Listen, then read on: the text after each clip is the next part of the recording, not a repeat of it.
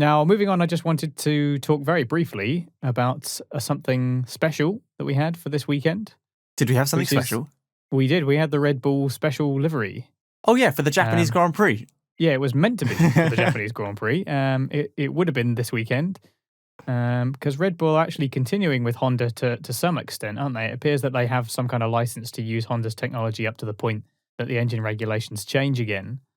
But it does nonetheless mean that we will see Red Bull being propelled by their own powertrains from next season. They will be Red Bull powertrains, which is pretty cool. So to see Honda off again from Formula One, they had a little special livery, this white livery with a sort of the rising sun, as it were, on the edge of the monocoque. And what did you think of the livery, Shane? Did it make us a nice change from a Red Bull livery that we pretty much see look exactly the same year after year? I tell you what, I do welcome special liveries. We saw McLaren in Monaco, which was great.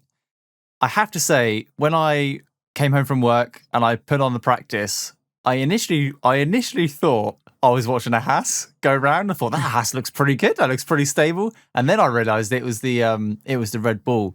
So it took a while to get to make sure I wasn't getting confused with those two cars and the Alfa Romeo as well. Because now we've got last week we had 6 white cars on the grid, so it was getting a little bit confusing. However, that aside, yeah, I quite enjoyed the livery. It wasn't the best they've ever done. They've done Star Wars in the past. They've done their camo livery in the past. They've done a purpley bluey one as well, which I quite enjoyed. This one, it was nice. I can see why they did it. It's a shame that it wasn't at the Japanese Grand Prix, but we obviously can't race there this year. Not one of their strongest liveries, but I do welcome special liveries, and it's a win-win for the team, really, isn't it? Because if you do well with a special livery, you're on the TV all the time, and all your sponsors are being shown everywhere. If you do bad with a special livery, you're also on TV all the time. Your sponsors are being shown everywhere, so the team can't lose.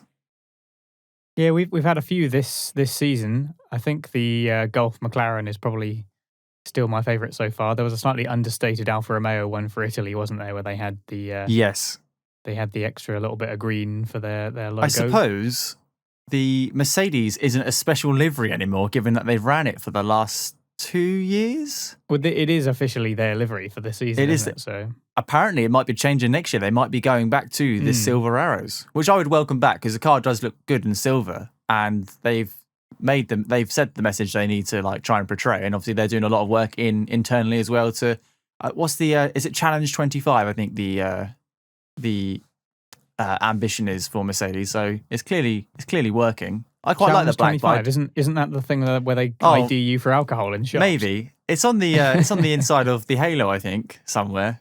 I need to look into it. But yeah, they have basically yeah. the crux is that they have had this special livery to show intent, and now they have various programs, and Hamilton has his Hamilton Commission, and there's lots of other things happening to try and give people more opportunities from more diverse backgrounds into Formula One. So I guess they're focusing more on actually getting something done, because whilst it's a nice gesture to have the livery and to be in support of Hamilton and to be in support of the Black Lives Matter message, which is kind of where it was born out of. Now, if they're serious about it, they actually need to do something about it rather than just change their livery. Yeah. So I guess they're going back to their original livery whilst ensuring that they're actually doing something about it behind the scenes, which is fair enough. But yeah, I quite like the livery for Red Bull as well. I thought it was a nice change, seeing as the Red Bull doesn't really change year on year. And when they have good special liveries before, like their camo livery and all the rest of it, they never actually race them. They just use them in testing to make it difficult for people to see the parts and things like that. But we never actually get to see them used in anger. So it made a nice change. I thought it was amusing that, where they have the little pictures of the drivers, when they have the graphics on screen and when they have the grid list and all the rest of it. Because they clearly took the photos for the Red Bull drivers at the Turkish Grand Prix where it was a bit wet and windy.